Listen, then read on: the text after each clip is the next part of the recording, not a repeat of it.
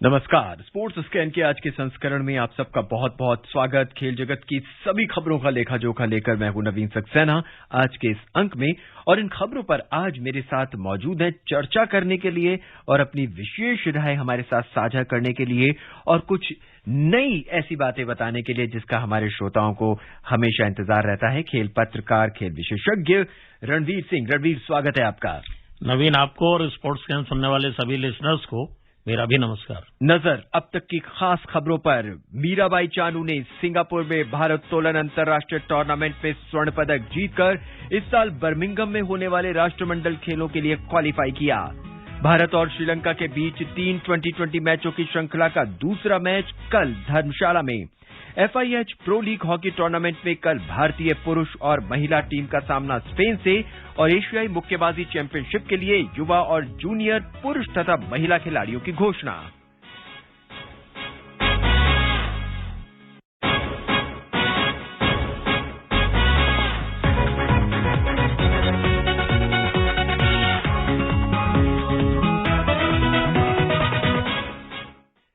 Sports scan में सबसे पहले बात भारत तोलन की, और आज एक बार फिर मीराबाई चानू ने कारनामा कर दिखाया है। सिंगापुर भारत तोलन अंतर्राष्ट्रीय टूर्नामेंट में उन्होंने स्वर्ण पदक जीत लिया है, और इसके साथ ही इस साल बर्मिंघम में होने वाले राष्ट्रमंडल खेलों के लिए भी उन्होंने क्वालिफाई कर लिया है। चर्चा करेंगे इस पर, लेकिन सबसे पहले सुनते हैं कि क्या कुछ हुआ आज के टूर्नामेंट में। अलका से। मीराबाई चानू ने सिंगापुर में भारोत्तोलन इंटरनेशनल टूर्नामेंट में पहली बार 55 किलोग्राम वर्ग में भाग लेते हुए कुल 191 किलोग्राम भार उठाया। भारत की स्टार महिला वेटलिफ्टर और टोक्यो ओलंपिक की रजत पदक विजेता को किसी तरह की चुनौती का सामना नहीं करना पड़ा और आसानी से शीर्ष स्थान पर पहुंच गयीं। ऑस्ट्रेलिया की जेसिका सेवास्टोको दूसरे स्थान पर रहीं। उन्होंने कुल 167 किलोग्राम वजन उठाया, जबकि मलेशिया की एली कैसेंड्रा एंगलबर्ट 165 किलोग्राम प्रयास के साथ तीसरे स्थान पर रहीं। वहीं 59 किलोग्राम वर्ग में विंध्या रानी देवी ने भी स्वर्ण पदक जीतकर खेलों के लिए क्वालिफाई किया। पुरुषों में संकेत सागर और ऋषिकांत सिंह ने 55 किलोग्राम में राष्ट्रमंडल खेलों के लिए क्वालिफाई कर लिया है। टूर्नामेंट में संकेत ने स्वर्ण और ऋषिकांत सिंह ने रजत पदक जीता। Alka Singh, sports scan. रणवीर, एक बार फिर मीराबाई चानू ने कारनामा कर दिखाया है, इतिहास से रच दिया है और राष्ट्रमंडल खेलों के लिए क्वालिफाई भी कर दिया है। बिल्कुल, ये डबल धमाका, डबल डोज दिए हिंदुस्तान के खेल प्रेमियों को। और इससे पहले वो वर्ल्ड चैंपियन है, और टोक्यो ओलंपिक्स में जिस तरह से उन्होंने खेलों के पहले ही दिन जो मेडल जीता था, सिल्वर मेडल जीत करके देश को गौरवान्वित किया जी। उनके पास राजीव गांधी खेल रत्न, जिसका नाम बदल दिया गया, मेजर ध्यानचंद खेल रत्न अवार्ड है, पद्मश्री उनको मिल चुका है, और मणिपुर पुलिस में वो एक बड़े ओहदे पे हैं। ये तमाम चीजें ये दिखाती हैं कि इस बहुत ही गरीब घर से आई हुई इस लड़की ने अपने जुझारूपन से और अपने जीवट से इस मुकाम को हासिल किया, जो अपने आप में बहुत बड़ी बात जी। रणवीर जी, इस बार इन्होंने ना अपनी कैटेगरी भी चेंज की है। रणवीर, जिन्होंने 55 किलोग्राम में भाग लिया है। यहाँ 55 किलोग्राम में भाग लिया, लेकिन मजे की बात यह है कि बर्मिंघम कॉमनवेल्थ गेम्स के लिए ये दोनों कैटेगरी में क्वालिफाई कर रही हैं, 49 में भी, 55 में भी। ये एक चौंकाने वाली खबर है, और एक इट्स वेरी गुड इन्फॉर्मेशन की मतलब she will qualify for the two categories, 2 event, 49 and 55 के लिए उन्होंने क्वालिफाई किया है। इस बार उन्होंने कुल 191 किलोग्राम वजन उठाया, 86 किलोग्राम और 105 किलोग्राम स्वर्ण पदक जीता है। राष्ट्रमंडल खेलों में भारत का दबदबा कुछ खास ही है, तो कम से कम 2 पदकों की तो हम उम्मीद इस बार कर सकते हैं। नहीं, पदक तो ज्यादा आएंगे, लेकिन ठीक है। मीराबाई चानू जब भी मैट पे आती हैं या अपना वेट उठाने के लिए आती हैं, तो वो कमाल का प्रदर्शन करती हैं। ये उनका जज्बा ये बताता नॉर्थ ईस्ट के जो खिलाड़ी हैं कि पूरा हिंदुस्तान उनको एक अलग से नजरों से देखता है, ये पक्की बात है। और जब उन्होंने ओलंपिक में पदक जीता था, उसके बाद अगर आप सोशल मीडिया पर जाएंगे तो आपको बहुत से ऐसे पिक्स नजर आते हैं, बहुत से ऐसे इंस्टाग्राम पे बहुत से ऐसे वीडियो नजर आते हैं जिसमें जो महिलाएं हैं वो डेडलिफ्ट या फिर दूसरी तरह की जो भारोत्तोलन प्रतियोगिताएं होती है उसमें भाग लेती नजर आती है। बिल्कुल नजर जी। और अब नजर डाल लेते हैं क्रिकेट पर। लखनऊ में कल पहले 2020 अंतर्राष्ट्रीय क्रिकेट मैच में 2020 मैच में भारत ने श्रीलंका को 62 रन से हरा दिया है। 3 मैचों की श्रृंखला में भारत ने 1-0 की बढ़त बना ली है। कल खेले गए मैच पर मुकेश की report. Bharat Ratna Atal Bihari Vajpayee Ekana cricket stadium में कल पहले T20 अंतर्राष्ट्रीय क्रिकेट मैच में पहले बल्लेबाजी करने उतरी भारतीय टीम ने श्रीलंका को 200 रनों का लक्ष्य दिया। भारतीय टीम ने 20 ओवर में 2 विकेट के नुकसान पर 199 रन बनाए। कप्तान रोहित शर्मा और ईशान ने 71 गेंद में 111 रन की बेहतरीन साझेदारी की। ईशान किशन ने शानदार अर्धशतक लगाते हुए 89 रन बनाए। वहीं श्रेयस अय्यर ने 28 गेंद में 57 रन की नाबाद पारी खेली। श्रीलंका की ओर से लाहेरू कुमारा और कप्तान दासुन शनाका ने एक विकेट लिया।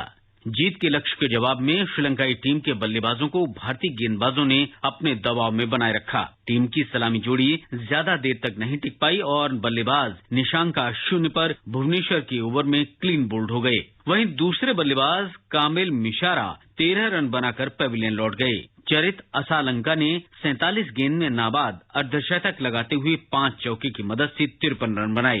श्रीलंका की टीम निर्धारित 20 ओवर में 6 विकेट पर 137 रन ही बना सकी।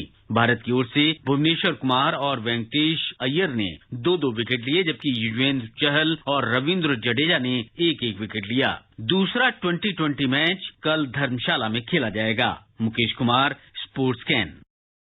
रणवीर, भारतीय सरजमी पर भारत का जीत का सिलसिला रुक नहीं रहा है। पहले वेस्टइंडीज और अब श्रीलंका। बिल्कुल, जिस तरह से साउथ अफ्रीका से पिटने के बाद हिंदुस्तान की टीम जब वापस लौटी थी जी, तो श्रीलंका का दौरा तो ये था पहले से, लेकिन बीच में वेस्टइंडीज का एक मिनी दौरा शामिल किया गया जी, और तभी से हमने ये कह दिया था कि ये इतना इम्पोर्टेंट हो रहा है। ये साफ ये दर्शाता है कि बीसीसीआई अपने खोई हुई प्रतिष्ठा को, जो वहां जितना उन्होंने डंडे खाए थे, हार झेली है, उसको ठीक करने के लिए, मनोबल बढ़ाने के लिए खिलाड़ियों का, ये हल्की फुल्की टीमों को यहाँ बुला के उस रिकॉर्ड को ठीक कर लेंगे, जिससे हार की यादें जो है वो जल्दी खत्म हो जाएंगी। और इस बीच रणवीर, भारतीय टीम ने चेंजेस भी काफी किए हैं, लगभग काफी खिलाड़ियों को मौका दिया है। बिल्कुल, बड़े खिलाड़ी बाहर बिठाए हैं 5 जी, उनको रेस्ट दे दिया।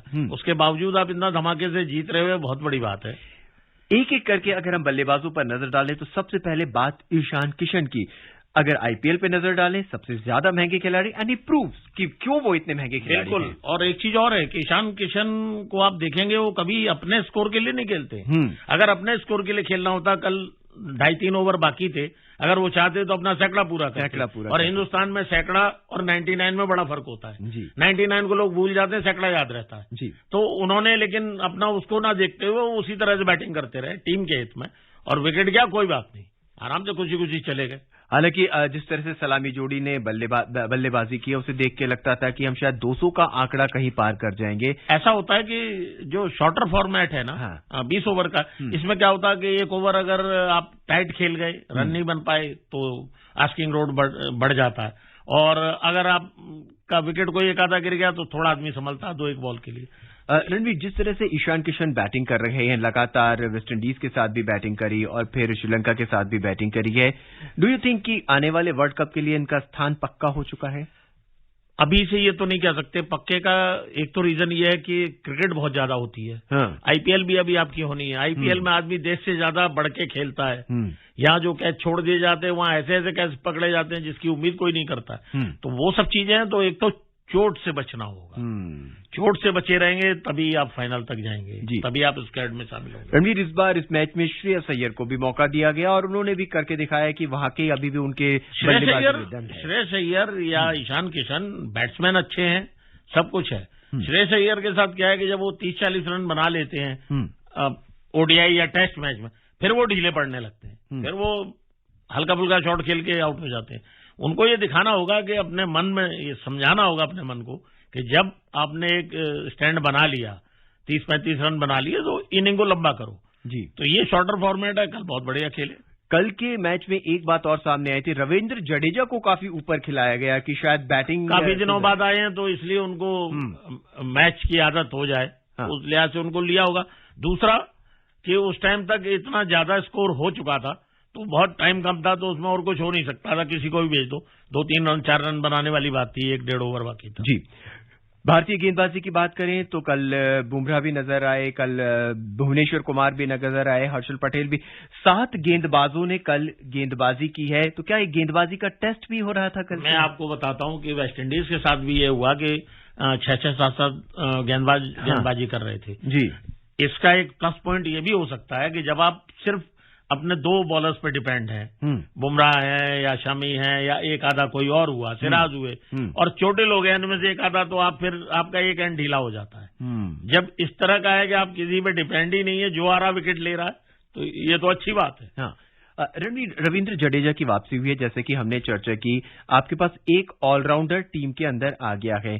कौन सा ऐसा बॉलर या ऐसा बैट्समैन होगा जिसे हम बाहर का रास्ता दिखा सकते हैं, उसको रेस्ट दिया जा सकता होगा? देखो, हार्दिक पांड्या का तो हिसाब समझ में आ ही नहीं रहा है जी। जिनको ठोक पीट के ऑलराउंडर बनाया जा रहा था वो बन के राजी नहीं है। जब वो बन के राजी नहीं है तो अब तो नए खिलाड़ियों पे भी ध्यान देना होगा जो इस तरह का परफॉर्मेंस दे रहे हैं। उनमें से अक्षर पटेल को मैं मानता हूँ, लंबी हिट्स लगाते हैं, बॉल भी टाइट फेंकते हैं, विकेट भी लेते हैं, तो अक्षर पटेल को भी आजमाया जाएगा। श्रीलंकाई टीम की बात करें तो कोई भी बैट्समैन भारतीय गेंदबाजों के आगे नहीं टिक पाया। सिर्फ अगर उनके जो बैट्समैन थे वो थे चरिता असलंका, बेहतरीन बल्लेबाजी करी और उन्होंने 53 रन बनाए। उन्होंने 53 रन बनाए, लेकिन उनके ओपनर को क्या हो गया था? जो पहली बॉल थी, हाँ, और भुवनेश्वर को भी समझ में नहीं आया। उसने बस ये देखा कि बॉल इसके पीछे चली गई बैट्समैन के, हाँ, तो ऐसे करके झांका तो देखा टच हो जाए, टच क्या हो जाए, बेंच भी गिर गई थी। उसने कहा ये तो मतलब मुफ्त का ही विकेट मिल गया। तो वो बैट्समैन की कमी थी कि जब बॉल आपके पास से निकल के गई है तो आपको पैर मारना चाहिए बॉल पे। इसीलिए जब आप नए स्टूडेंट होते हैं क्रिकेट में तो आपको सिखाया जाता है बॉल जब तक डेड नहीं हुई है, अंपायर जब तक दूसरी बॉल के लिए इशारा न कर दे तब तक बॉल पे निगाह बैट्समैन को भी रखनी है, और फील्डिंग साइड है तो फील्डर को भी रखनी है। जी रणवीर, अब अगले दोनों मैच जो है वो धर्मशाला में खेले जाएंगे और धर्मशाला की पिच बिल्कुल अलग होगी। पिच भी अलग होगी, मौसम भी अलग होगा। हाँ, कहाँ लखनऊ का अटल बिहारी वाजपेयी नया स्टेडियम जो बनाया अखिलेश यादव ने, उसमें मैच हुआ 21 डिग्री में, और कहाँ धर्मशाला पहुंच जाएंगे जहां 9-10 डिग्री से ज्यादा टेम्परेचर नहीं होगा। भारतीय टीम इसी टीम के साथ खेलेगी या कुछ बदलाव नजर आ सकते हैं? वक्त के हिसाब से एक आधा चेंज कर सकते हैं, कोई बड़ी बात नहीं है, एक नए खिलाड़ी, क्योंकि ये श्रीलंकाई टीम कोई ऐसी आफत नहीं है जिसके सामने इंडियन टीम डर रही हो, तो बदलाव फिर कर सकते हैं, कोई उसमें बड़ी बात नहीं। यानी कुल मिला के अगर देखा जाए तो हमारे जो बेंच स्ट्रेंथ में मौजूद खिलाड़ी है उन्हें भी हम तैयार कर सकते हैं। बिल्कुल बिल्कुल। और अब लिए चलते हैं आपको क्राइस्ट चर्च में न्यूजीलैंड के साथ दूसरे टेस्ट मैच के पहले दिन दक्षिण अफ्रीका ने 3 विकेट पर 238 रन बना लिए थे। आज का खेल समाप्त होने तक टिम्बा बावुमा 22 और रसी वैन डे ड्रूसन 13 रन बनाकर क्रीज पर थे। सलामी बल्लेबाज सरेल इरवी ने 108 रन की शतकीय पारी खेली। इरवी ने अपने पहले टेस्ट मैच डेब्यू पर केवल 10 और 0 रन ही बना सके। कप्तान डीन एल्गर 41 और एडन मार्करम 42 रन बनाकर आउट हुए। न्यूजीलैंड की ओर से टीम साउदी, नील वैगनर और मैट हेनरी ने एक एक विकेट लिया। ये जो मैच है न्यूजीलैंड और दक्षिण अफ्रीका का, क्या रुख लेगा, किस ओर करवट लेगा, कहना अभी थोड़ी जल्दबाजी है। लेकिन अगर दक्षिण अफ्रीका के पहले मैच की बात करें, जिस तरह से न्यूजीलैंड ने धो दिया था, क्या लगता है आपको दूसरा मैच किस करवट बैठेगा? देखो, पहले मैच में साउथ अफ्रीका की टीम फर्स्ट इनिंग में 100 रन नहीं बना पाई, पूरी टीम 95 पे आउट हुई, और सेकंड इनिंग में 100 रन पार करते आउट हुई, 110 या 111 रन पे आउट हुई थी, और इनिंग और 207 रन की बड़ी लंबी डिफीट हुई, 276 रन की डिफीट मिली थी। उसके बाद सेकंड मैच में आकर के जिस तरह से आज बैटिंग की है, ये दर्शाता है कि साउथ अफ्रीका ने वो जज्बा दिखाया है कि 90 ओवर पूरे खेल लिए और सिर्फ 3 विकेट गिरे हैं। पहला विकेट गिरा 111 रन के बाद, तो ये बताता है कि बैट्समैन बैटिंग करने को राजी हैं। जो बात हो गई उसको भूलो, पर नया मैच है, नए हिसाब से खेल। पर रणवीर, अपने घर में हर कोई शेर होता है। दक्षिण अफ्रीका ने दिखा दिया था जब उन्होंने हमें पराजित किया था, न्यूजीलैंड ने पहले मैच में दिखा दिया था जब उन्होंने दक्षिण अफ्रीका। लेकिन आज तो मेहमान खेल रहे हैं पहले, और 238 रन बनाए पहले दिन, बहुत अच्छा स्कोर है, 3 विकेट आउट है, और देखते हैं कि कल इनकी पारी कहां तक पहुंचती है। कल जब मैच शुरू होगा तो ओपनिंग ओवर कैसे होंगे? शुरू के 1 घंटे में बहुत कुछ होता है, तो एक अच्छा मैच हमें देखने को मिलेगा। और अब बात इंडियन प्रीमियर लीग की। Indian Premier League cricket tournament 26 March से 29 मई तक खेला जाएगा। आईपीएल गवर्निंग काउंसिल ने आज एक बैठक में बताया कि कोरोना के संक्रमण से बचने के लिए ये टूर्नामेंट बायो बबल के अंतर्गत होगा। क्या कुछ होगा इस टूर्नामेंट में, कौन सी टीम किसके साथ मैच खेलेगी, कब तक चलेंगे, कितने मैच होंगे, सुनते हैं अलका से।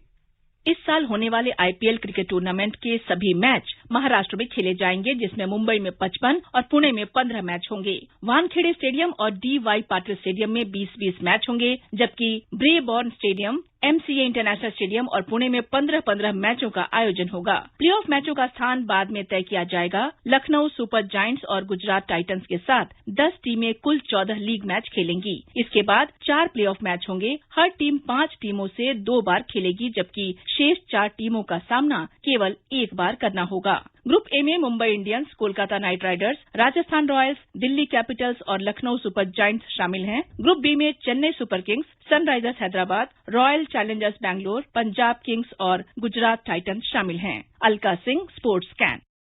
आईपीएल टूर्नामेंट 1 महीना रह गया है और एक अच्छा टूर्नामेंट इसलिए मैं कह सकता हूं या इसलिए हम चर्चा कर सकते हैं क्योंकि इसके ठीक बाद T20 का वर्ल्ड कप बिल्कुल सामने होगा। बिल्कुल, तो और सभी खिलाड़ियों को एक अच्छा मौका होगा। तैयारियों के लिए बहुत सुनहरा मौका है। और हिंदुस्तान की ये लीग जो है 2008 से जब से शुरू हुई है, इसने अपना मुकाम अंतर्राष्ट्रीय पटल पर बनाया है। इसके बाद और तमाम लीग्स आई हैं, लेकिन वो नजारा नहीं पेश कर पाए, वो ऊंचाई नहीं पकड़ पाए जो ऊंचाई इंडियन प्रीमियर लीग को मिली। इसमें तो कोई दो राय है नहीं जी। और रहा सवाल कोरोना के चलते बायो बबल में मैच होते रहे, विदेश में मैच हुए, यूएई में हुए, मिडिल ईस्ट में हुए, लौट के अब हिंदुस्तान में होने जा रही है, ये बड़ी बात है।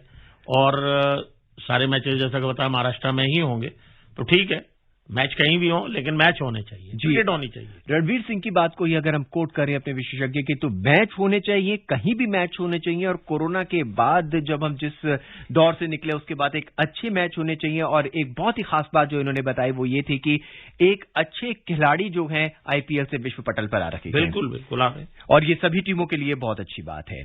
और अब बात हॉकी की। भुवनेश्वर में FIH pro league hockey tournament में ओलंपिक कांस्य पदक विजेता भारत और स्पेन के बीच 2 मुकाबले खेले जाएंगे।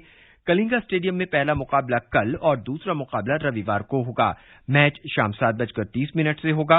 वहीं महिलाओं में भी भारतीय टीम का मुकाबला स्पेन से होगा। दोनों मुकाबले कल और रविवार को कलिंगा स्टेडियम में खेले जाएंगे, लेकिन ये मैच शाम 5 बजे से शुरू होगा। एक अच्छा मुकाबला हमें देखने को मिलेगा भारत और स्पेन के बीच। हालांकि स्पेन थोड़ी टक्कर की टीम है, लेकिन भारत ने जिस तरह से ओलंपिक में प्रदर्शन किया है, दैट इज ट्रेमेंडस। बिल्कुल बिल्कुल जी। और अब बात मुक्केबाजी की। भारतीय मुक्केबाजी संघ ने एशियाई मुक्केबाजी चैंपियनशिप के लिए युवा और जूनियर पुरुष महिला खिलाड़ियों की घोषणा कर दी है। जॉर्डन में रविवार से शुरू हो रहा है ये टूर्नामेंट। पिछली बार के रजत पदक विजेता विश्वनाथ सुरेश, वंशज निवेदिता खारकी और तमन्ना युवा टीम की अगुवाई करेंगे। इसमें 13 पुरुष और 12 महिलाएं शामिल होंगी। पिछले चैंपियन निकिता चंद जूनियर टीम की अगुवाई करेंगे, जिसमें 13 लड़के और 12 लड़कियां होंगी। चैंपियनशिप से पहले भारतीय युवा और जूनियर मुक्केबाजों ने 21 दिवसीय राष्ट्रीय शिविरों में भाग लिया, जो रोहतक के Sai national centre for excellence और भोपाल में टूर्नामेंट की तैयारी के तहत आयोजित किए गए थे। भारतीय मुक्केबाज भी लगातार बेहतर प्रदर्शन कर रहे हैं। शायद इसका बहुत सारा श्रेय जो जाता है वो मुक्केबाजी संघ को जाता है और टॉप्स स्कीम को जाता है। बिल्कुल, जिस तरह से जो अजय सिंह जिन्होंने भारतीय बॉक्सिंग फेडरेशन की जो कमान संभाली है जब से जी, तब से काफी ज्यादा एक्सपोजर मिल रहा है। और छोटे बच्चों को, नए बच्चों को, यूथ को, जूनियर्स को, सब जूनियर्स को जो एक्सपोजर लगातार मिल रहा है, उसी का ये रिजल्ट है कि जब बच्चे खेलेंगे तो ऊपर भी आएंगे। और अभी जिस तरह से हमारे मुक्केबाज, हमारे खिलाड़ी अंतर्राष्ट्रीय प्रतियोगिताओं में प्रदर्शन करते हैं और पदक जीतते हैं, ये आने वाले खिलाड़ियों के लिए एक सेट पॉइंट टारगेट एक हो जाता है कि भाई हमें कम से कम वहां तक तो अपने आप को लेके जाना है। बिल्कुल। और अब बात टेनिस की। स्पेन की Rafael Nadal Mexican open tennis tournament के सेमीफाइनल में पहुंच गए हैं। क्वार्टर फाइनल में नडाल ने अमेरिका के टॉमी पॉल को 6-0, 7-6 से हराया। सेमीफाइनल में नडाल का सामना रूस के डेनियल मेदवेदेव से होगा। नडाल ने मेदवेदेव को ऑस्ट्रेलियन ओपन के फाइनल में हराकर 21वां ग्रैंड स्लैम खिताब अपने नाम किया था। तो ये थी वो तमाम खबरें जिस पर आज हमने अपने विशेषज्ञ खेल पत्रकार रणवीर सिंह से बात की। रणवीर, आपका बहुत बहुत धन्यवाद आज के इस कार्यक्रम में शामिल होने के लिए। शुक्रिया नवीन। चलते चलते नजर एक बार फिर अब तक की खास खबरों पर। मीराबाई चानू ने सिंगापुर में भारत तोलन अंतर्राष्ट्रीय टूर्नामेंट में स्वर्ण पदक जीतकर इस साल बर्मिंघम में होने वाले राष्ट्रमंडल खेलों के लिए क्वालिफाई किया। भारत और श्रीलंका के बीच 3 T20 मैचों की श्रृंखला का दूसरा मैच कल धर्मशाला में। इसके साथ ही आज के इस अंक में बस इतना ही। मुझे यानी नवीन को दें इजाजत। नमस्कार।